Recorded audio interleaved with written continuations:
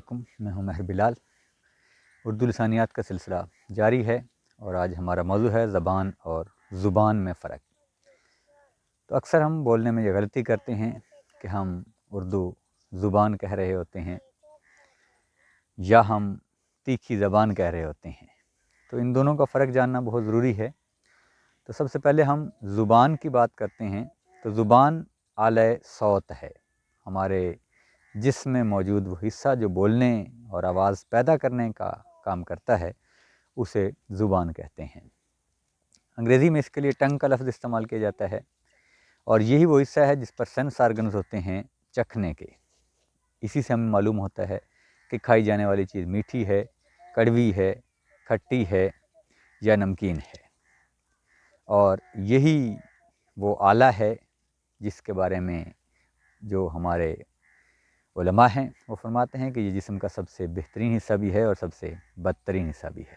اگر آپ اس کا صحیح استعمال کرتے ہیں تو یہ سب سے بہترین حصہ ہے، اور اکثر یہ ضرب المثل بولی جاتی ہے کہ تخت پہ چڑھائے تو زبان، تختے پہ چڑھائے تو زبان۔ یہ انسان کی زبان ہی ہوتی ہے جو اس کو تخت پہ بھی بٹھاتی ہے، یعنی کامیاب بناتی ہے، اور یہی زبان ہوتی ہے جو اس کو دنیا میں ذلیل اور رسوا کر دیتی ہے۔ دوسرا جو ہمارا لفظ ہے وہ ہے زبان۔ اکثر ہم کہتے ہیں کہ اردو زبان، زبان سے مراد انسان کے جذبات، احساسات، خیالات اور معلومات کی ترسیل کا ذریعہ ہے۔ زبان کے لیے زبان ضروری نہیں ہے، کیونکہ زبان تین طرح سے ہو سکتی ہے۔ مثلا اشارات، جس طرح اشاروں کی زبان پوری دنیا کے اندر یہ رائج ہے، ہم بولنے سے پہلے اشارے کرتے ہیں، بچہ پیدا ہوتا ہے تو وہ اشاروں کی زبان استعمال کرتا ہے۔ تو ہم اپنے جذبات اور احساسات کی ترسیل کے لیے زبان کا لفظ، یعنی اشاروں کی جو زبان ہے وہ استعمال کرتے ہیں۔ دوسرا جو زبان کے اظہار کا طریقہ ہوتا ہے وہ تقریر ہے، یعنی ہم اپنے جذبات اور احساسات کی ترسیل بول کر سکتے ہیں۔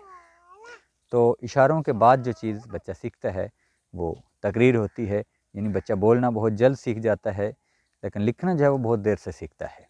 تیسرا جو اظہار جذبات کا ذریعہ ہے وہ تحریر ہے، یعنی ہم لکھ کر اپنے جذبات اور احساسات لوگوں تک پہنچاتے ہیں۔ تو تقریر کو تحریر پر اس خاطر فوقیت حاصل ہے کہ پہلے ہم تقریر سیکھتے ہیں، پہلے ہم بولنا سیکھتے ہیں، اور تحریر کو تقریر پر اس حوالے سے فوقیت حاصل ہے کہ تحریر دیر پا ہوتی ہے، ہم دیر تک اس کو محفوظ رکھ سکتے ہیں، آنے والی نسلوں تک اس کو پہنچا سکتے ہیں۔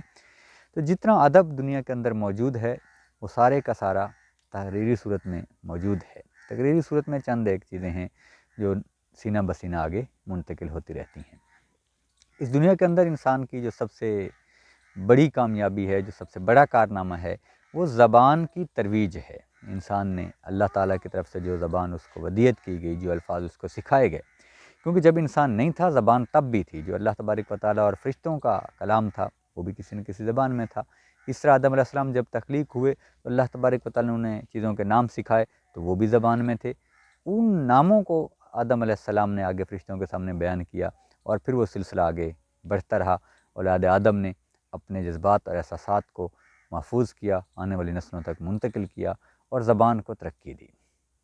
زبان کے حوالے سے، ارتقاء کے حوالے سے مختلف لوگوں کے نظریات ہیں جو ایک دوسرے کے متضاد بھی ہیں۔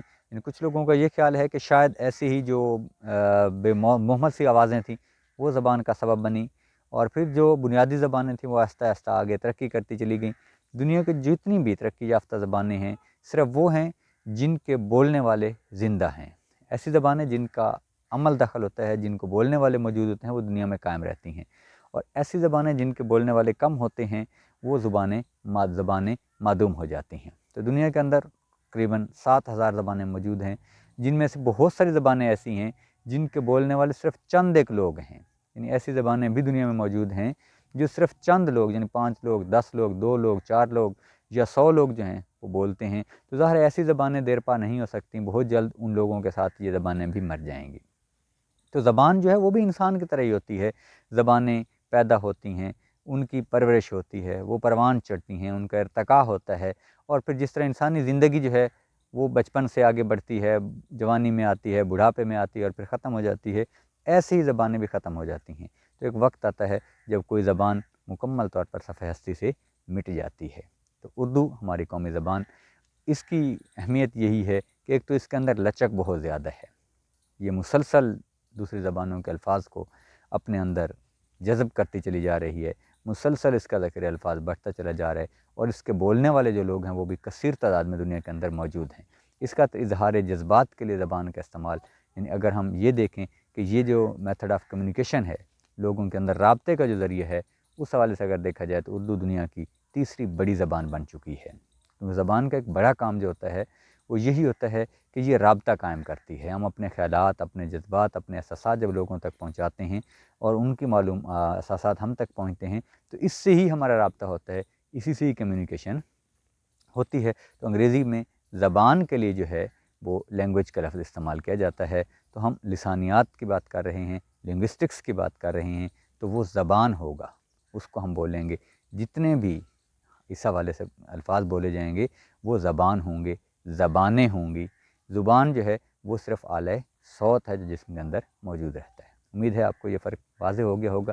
انشاءاللہ لسانیات کا سلسلہ آگے بڑھتا رہے گا، اور پہلے بھی بہت ساری ویڈیوز اس حوالے سے موجود ہیں، آپ انہیں بھی دیکھیں، اور آنے والی ویڈیوز کو بر وقت لینے کے لیے آپ ہمارے چینل کو سبسکرائب کیجیے، ہمارے ساتھ جڑے رہیے۔ اللہ حافظ۔